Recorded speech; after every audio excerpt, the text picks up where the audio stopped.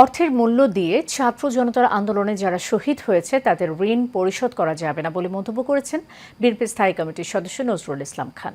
দুপুরে ছাত্র জনতা আন্দোলনে শহীদ পরিবার এবং আহতদের চিকিৎসার জন্য বিএনপির ভারপ্রাপ্ত চেয়ারম্যান তারেক রহমানের আর্থিক সহায়তা প্রদান অনুষ্ঠানে তিনি এসব কথা বলেন। বিস্তারিত দেখুন মঞ্চলে নামের আরও একটি রিপোর্টে। গুলশানে বাড্ডা থানা বিএনপি ও অঙ্গ সংগঠন ঢাকা মহানগর উত্তর বিএনপির পক্ষ থেকে ছাত্র জনতার আন্দোলনে শহীদদের পরিবার এবং আহতদের সুচিকিৎসার জন্য বিএনপির ভারপ্রাপ্ত চেয়ারম্যান তারেক রহমানের আর্থিক সহযোগিতার এই অনুষ্ঠানের আয়োজন করা হয়।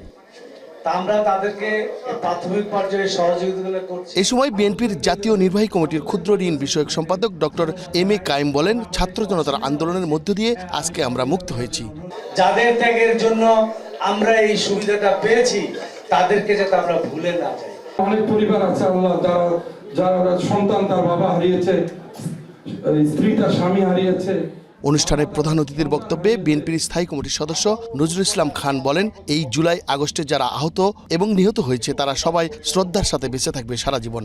যারা শহীদ হয়েছে তাদের পরিবারের কি কষ্ট, যারা আহত হয়েছেন তাদের কি কষ্ট, এই অনুভূতি যেন আমাদের হৃদয়ে বেঁচে থাকে, চিরদিন যেন বেঁচে থাকে এবং চিরদিন যেন আপনাদের প্রতি আমাদের এই শ্রদ্ধা এবং ভালোবাসা থাকে।